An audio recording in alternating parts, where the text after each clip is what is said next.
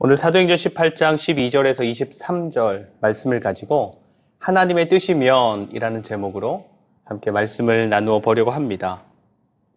예수님께서 십자가 지시기 전에 겟세마네에서 기도하시면서 당신에게 예비된 고난과 십자가의 죽음이라는 이 잔을 안 마실 수 있으면 안 마셨으면 좋겠다라는 마음을 하나님 앞에 기도하셨습니다.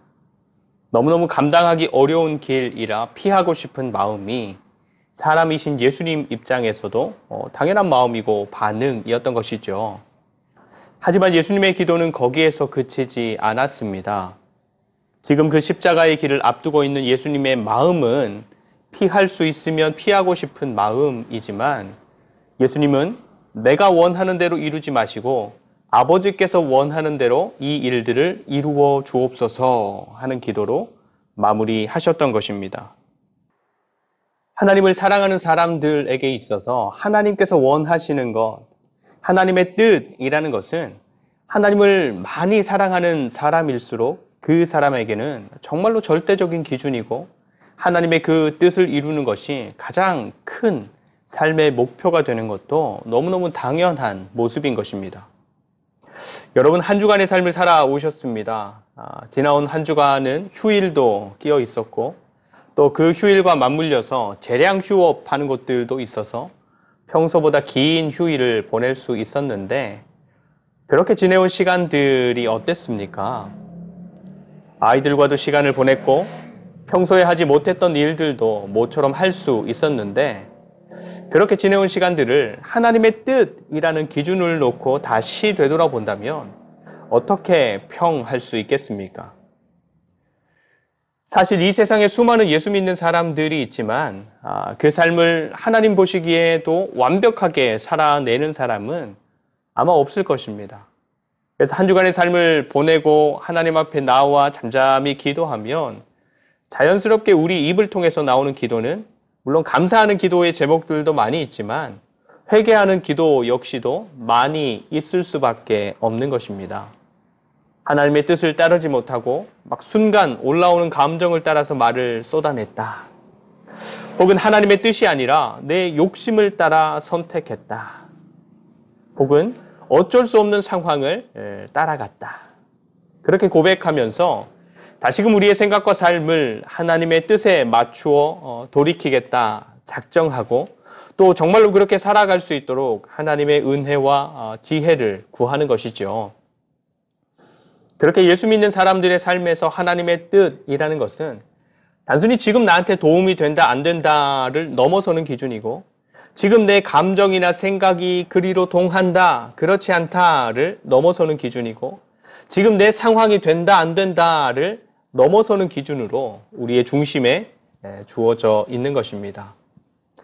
우리가 사도행전의 말씀을 계속해서 살펴보고 있는데 성령께서 제자들을 통해서 본격적으로 일하기 시작하면서 예루살렘 안에는 예수님을 믿는 믿음으로 충만한 사람들, 또 예수님께서 가르치신 말씀으로 충만한 사람들, 그래서 그 말씀과 믿음 안에서 하나님을 예배하고 또 함께 교제하고 어려운 이웃들을 돕는 사람들로 가득했습니다.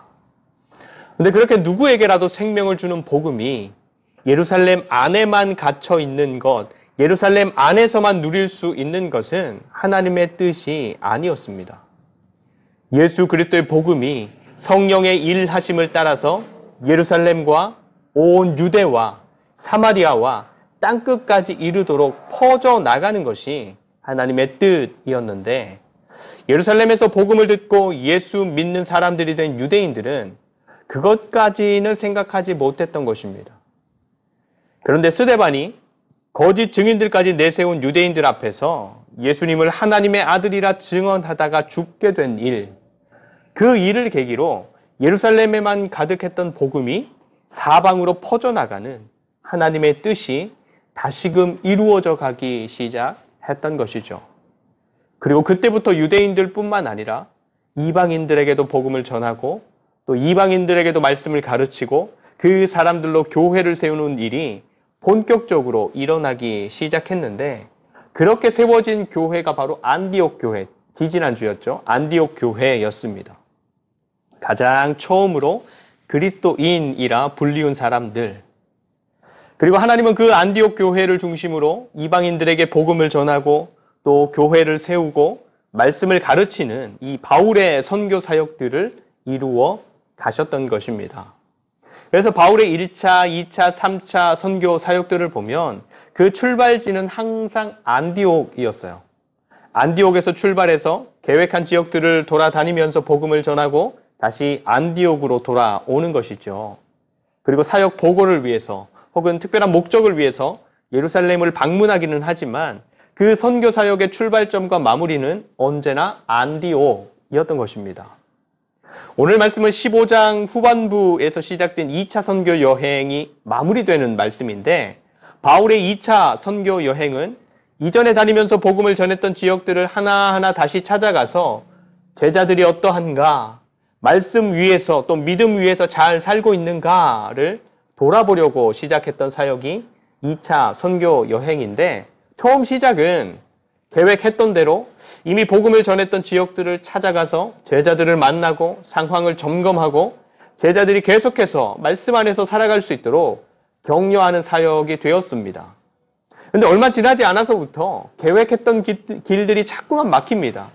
그래서 처음 계획한 대로 길을 갈 수 없고 또 이 일을 진행할 수 없는 상황들을 계속해서 마주하게 되는 것입니다.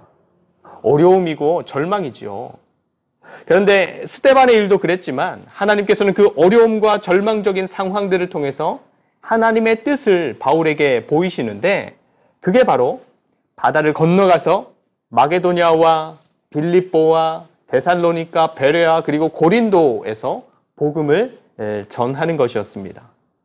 바울에게 있어서는 처음 계획했던 길도 아니고 그래서 그것을 위해 준비된 것도 전혀 없었지만 바울을 향한 하나님의 뜻은 어디에 있었던 것입니까? 이전에 갔던 곳을 다시 돌아보는 사역이 아니라 새로운 곳, 어쩌면 바울이 가기 두려워했거나 가서 복음을 전해도 안 될 것이라 여겼던 곳들을 찾아가서 예수 그리스도의 복음을 전하고 교회를 세우고 말씀을 가르치는 것이 하나님의 뜻이었던 것입니다. 그리고 그런 지역들 중에서 두 개의 지역이 오늘 말씀 2차 선교 여행을 마무리하는 지역으로 주어지는데, 고린도 지역과 에베소 지역입니다. 바울이 고린도에 가서는 생계를 위해서 천막 만드는 일을 했어요. 그리고 복음을 전하기에 괜찮은 장소인 회당을 찾아가서 안식일마다 예수를 그리스도라 전하는 말씀을 지속적으로 전했는데 잘 되지 않았습니다. 물론 전하는 복음에 호의적인 사람들도 있었고 복음을 받아들인 사람들 중에 회당장도 있었고 그 일들을 위해서 함께하는 동역자들도 있었지만, 회당에서 바울이 말씀을 풀어서 예수를 그리스도라 전하니까 그것을 받아들이는 사람들보다 대적하고 비방하는 사람들이 더 많았던 것입니다. 근데 하나님께서는 환상을 통해서 바울을 격려하시는데, 오늘 읽지는 않았지만 앞에 말씀 9절과 10절 말씀을 보면 바울에게 두려워하지 마라. 그리고 침묵하지 말아라. 내가 너와 함께 있다. 지금 보이는 상황은 잘 안 되는 것 같지만 어떤 사람도 너를 대적해서 해롭게 하지 못할 것이다. 이 성 중에 내 백성이 많다. 그렇게 환상 중에 바울에게 격려의 말씀을 해 주시는 겁니다. 상황이 좋지 않고 느껴지는 분위기도 또 그것에 반응하는 감정도 좋지 않고 맺혀지는 열매도 없는 것 같아서 포기하고 떠나야 할 것 같았지만, 하나님의 뜻은 무엇이라고 말씀하시는 것입니까? 보이는 것들 때문에 두려워하지 말고, 열매가 보이지 않고 그래서 더 해도 안 될 것 같다고 해서 포기하지 말고 지금 이곳에서 하던 거 계속해라. 그것이 하나님의 뜻이다 하시는 것입니다. 그래서 바울은 그 뜻을 따라서 1년 6개월이나 고린도에 머물면서 하던 것을 계속 한 것입니다. 그런데 여러분, 성경에는 한 줄 말씀으로 하나님께서 환상으로 바울을 격려해 주시면서 어떻게 하는 것이 하나님의 뜻인지를 말씀해 주셨고, 또 바울도 그 뜻을 따라서 거기에 머물면서 1년 6개월 동안이나 복음을 전하고 하나님의 말씀을 가르쳤다라고 하니까 바울이 하나님의 인도하심 아래서 그래도 수월하게 고린도 사역을 감당했구나라고 생각할 수 있지만 사실 바울의 고린도 사역은 굉장히 힘든 사역이었습니다. 여러분, 고린도라는 지역은 하나님과는, 복음과는, 말씀과는 전혀 거리가 먼 지역이고 환경이었어요. 고린도에는 고린도가 자랑하는 항구가, 배가 드나드는 항구가 두 개 있었는데 서쪽으로는 레춤이라는 항구가 있었고 동쪽으로는 오늘 18절 말씀에도 기록되어 있는 겐그레아라는 항구가 있었습니다. 한 도시에 자기들이 자랑할 만한 항구가 두 개나 있다라고 하는 것은 이 항구들을 통한 상권이 정말로 무지하게 발달해 있었다라는 것이고, 상권이 발달해 있었다라는 것은 그 지역에 뭐가 많아요? 사람이 많고 돈도 많고 그 많은 사람들이 섬기는 신들도 많고 또 그런 신들과 관련해서 사람들 가운데 부도덕함이나 문란함들도 만연해 있다라는 것입니다. 그리고 더해서 고린도는 이 아가야 주, 한 주의 수도였기 때문에 한 주의 수도로서 갖는 여러 가지 정치적인 특전들이 있었던 곳이었습니다. 그래서 이곳에 적을 두고 살고 있었던 사람들은 나름대로의 자부심이 있었어요. 나 서울 사람이야 뭐 이런 거 웃기지만 나 어느 대학 나왔어 하는 것 같은 그런 자부심도 있었고 삶에 넉넉함이 있는 사람들 그리고 영향력 있는 사람들도 많았던 지역인 것이죠. 아까도 말씀드렸지만 고린도는 하나님과는 복음과는 말씀과는 전혀 거리가 먼 지역이었던 것입니다. 그래서 고린도전서 2장을 보면 바울이 고린도에 들어갔을 때 내가 두려워하고 심히 떨었다라고 말하는데 아무리 따져봐도 복음을 전하는 사역이 될 것 같지 않은 분위기들 때문이었던 것이죠. 근데 하나님의 뜻은 무엇이었습니까? 그런 곳에서도 하던 일을 계속하는 것. 그런데 그렇게 하나님의 뜻을 따라서 하던 것을 계속하는 바울을 유대인들이 어떤 식으로 방해하며 대적했는지를 오늘 말씀이 단적으로 보여주는데 우리 12절과 13절 말씀만 보겠습니다. 일단 12절 13절 갈리오가 아가야 총독되었을 때에 유대인들이 일제히 일어나 바울을 대적하여 법정으로 데리고 가서 말하되 이 사람이 율법을 어기면서 하나님을 경외하라고 사람들을 권한다 하거늘. 아멘. 그동안 고린도에 있던 유대인들이 바울이 하는 사역들을 비방하기도 하고 방해하기도 하고 대적하기도 했지만 아무리 애를 써봐도 바울을 멈추게 하거나 고린도에서 쫓아내거나 하지는 못했습니다.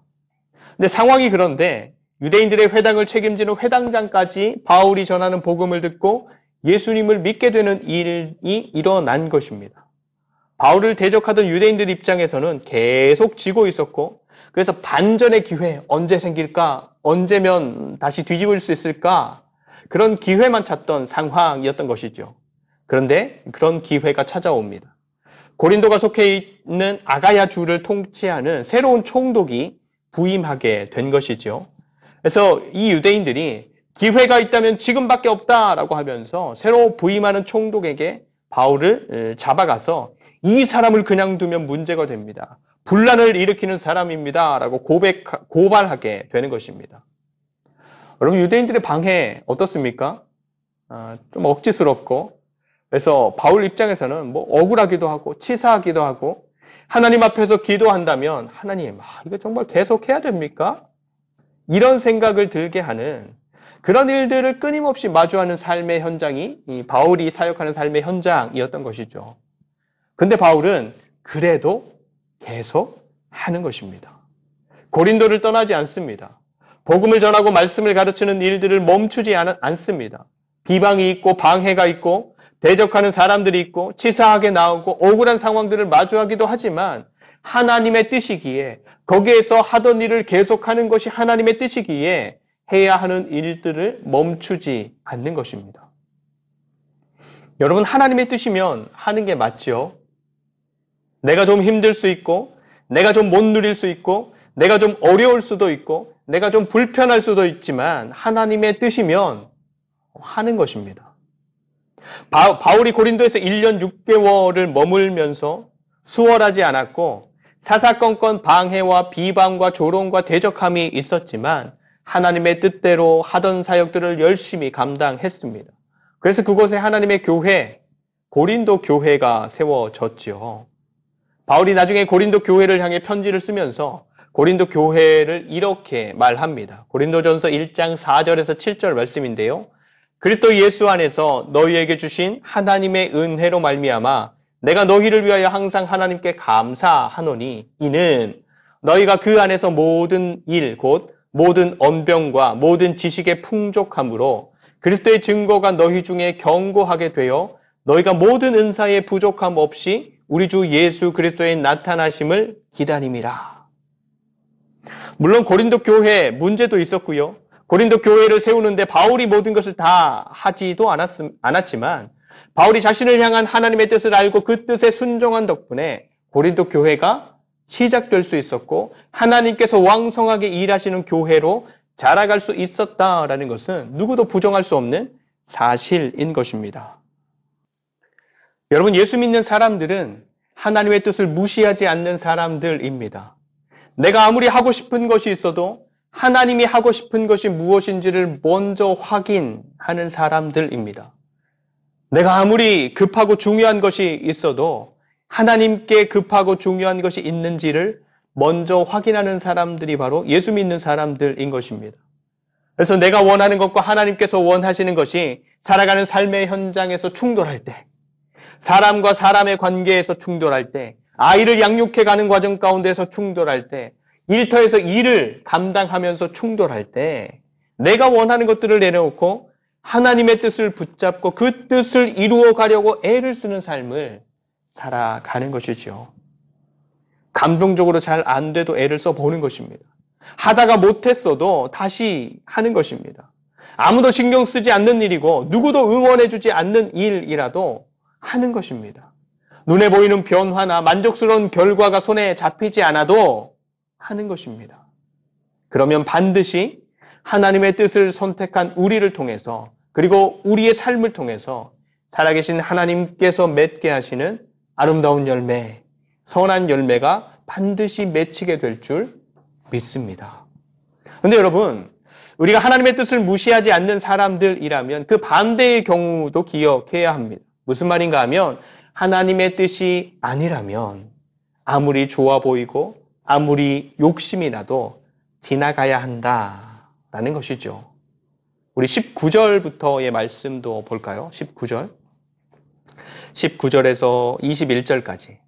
에베소에 와서 그들을 거기 머물게 하고 자기는 회당에 들어가서 유대인들과 변론하니 여러 사람이 더 오래 있기를 청하되 허락하지 아니하고 작별하여 이르되 만일 하나님의 뜻이면 너희에게 돌아오리라 하고 배를 타고 에베소를 떠나.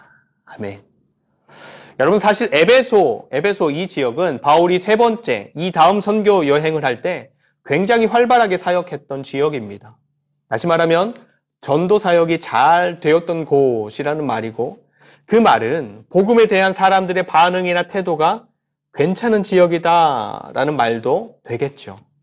물론 이 에베소 지역도 사람들이 많이 살고 있는 큰 도시였고 또 고린도가 아가야주의 수도였다면 에베소는 아시아주의 수도였기 때문에 이곳 역시도 로마에게 있어서 중요하게 여겨지는 도시, 그래서 황제 숭배를 위한 신전이 자랑거리가 되는 그런 도시였던 것도 맞습니다. 그렇지만 20절 말씀에서처럼 복음을 전하는 바울을 향한 사람들의 태도는 고린도와는 사뭇 달랐습니다. 더불어서 에베소에는 이미 예수 믿는 사람들이 있었던 것으로 보여집니다. 그렇다면 얼마나 더 복음을 전하고 싶고 말씀을 가르치고 싶고 이미 예수 믿고 있는 그 사람들과 함께 무엇인가를 해보고 싶겠습니까? 그런데 바울은 에베소에 오래 머물지 않습니다. 사람들의 요청이 있었고 그래서 상황도 괜찮다, 좋아 보였지만 바울은 에베소에서 더 이상의 사역을 이어가지 않고 그 자리를 떠나는 것입니다. 그리고 그렇게 더 머물러 달라고 요청하는 사람들을 향해서 이렇게 말하죠. 하나님의 뜻이면 너희들에게 돌아오겠다. 여러분, 인간적인 관점에서 보면 지금 바울이 에베소에서 마주하게 된 상황들이 기회 아닙니까? 모든 상황이나 환경이나 여건이나 사람들이 바울이 하려고 하는 것을 지지해주고 받쳐주고 호의적으로 반응하고 전도자의 삶을 살아가는 바울 편에서 보면 이보다 더 좋은 기회가 어디 있겠습니까? 하지만 바울은 그것을 기회라고 여기지 않지요. 하나님께서 주신 기회라면 하나님의 뜻이 지금 여기에 에베소에 있는 것이 확실하다면 하나님께서 반드시 나를 여기로 다시 보내실 것이다. 그래서 하나님의 뜻을 따라서 에베소에 필요한 사역들을 하게 하실 것이다 라고 믿는 것입니다. 그래서 지금 에베소에서 마주하는 좋은 상황들의 마음을 빼앗기거나 그것에 매이지 아니하고 곧장 떠날 수 있는 것입니다. 여러분, 하나님의 뜻이면 반드시 하는 게 맞지만 반대로 하나님의 뜻이 아니라면 그냥 지나가는 것이, 그냥 떠나는 것이, 놓는 것이 맞는 것입니다. 눈에 보기에 좋다고 또 많은 사람들이 좋게 여긴다고 또 나도 그것을 정말로 원한다고 해서 그것을 덥석 붙잡게 된다면 삶의 현장에서든지 아니면 영적으로든지 그것에 합당한 대가를 반드시 치르게 되는 것입니다. 그리고 하나님의 뜻이 거기에 있는 것이 분명하다면 바울의 에베소 사역이 그랬던 것처럼 이미 지나가서 놓쳐버린 것 같은 것들도 하나님의 뜻을 존중하는 우리의 삶에 반드시 다시 혹은 더 좋은 기회로 주어지게 되는 것입니다. 하나님의 뜻을 존중하는 저와 여러분들이 되시기를 축복합니다. 더불어 머리로 알고 마음으로 작정하는 것뿐만 아니라 실제로 삶의 현장에서 하나님의 뜻을 존중하는 삶을 살아내기 위해서 애를 쓰는 저와 여러분들이 되시기를 축복합니다. 그래서 눈에 보이는 이 세상에 존재하는 어떠한 것들 때문에, 어떠한 일들 때문에, 어떠한 사람들 때문에, 어떠한 환경들 때문에 막 기뻐하거나 혹은 막 슬퍼하거나 엄청 기대하거나 반대로 엄청 실망하거나 또 마음을 졸이거나 안타까워하거나 그렇게 삶이 그런 것들 때문에 마구 널뛰는 것이 아니라 하나님의 뜻을 존중하는 우리의 삶을 하나님께서는 친히 선하게 인도하신다라는 것을 알고 믿고 신뢰하기에 조금 더 느긋하게, 조금 더 평안하게, 조금 더 담대하게 우리들 각자에게 주어지는 삶을 그 삶의 모양이 어떤 모양으로 우리에게 주어지든지 잘 받아들이며 살아갈 줄 아는 지혜롭고 견고한 하나님의 자녀들, 우리 사랑하는 하늘중지 교회가 되시기를 간절히 축원드립니다. 기도하겠습니다. 하나님, 오늘도 하나님의 뜻이 무엇보다 중요한 우리 예수 믿는 사람들의 삶을 다시 한번 상고하게 하시니 감사드립니다. 언제나 하나님을 향한 믿음과 신뢰를 가지고 하나님의 뜻이 무엇인지를 고민하며 살아갈 수 있도록 도와주시고 그래서 눈에 보이는 상황과 형편에 흔들리지 않고 또 너무 조급해하거나 아쉬워하지 않는 넉넉하고 든든하고 평안하고 담대함을 누리는 그리스도인의 삶이 되게 하여 주시옵소서. 날마다 당신을 의지하고 존중하며 그래서 하나님의 뜻을 구하는 백성들에게 강건함을 주시고 지혜를 주시고 능력을 주시고 믿음을 더하여 주시옵소서. 오늘도 감사드리며 우리의 삶을 선하게 인도하시는 예수 그리스도의 이름으로 간절히 축복하며 기도드립니다. 아멘.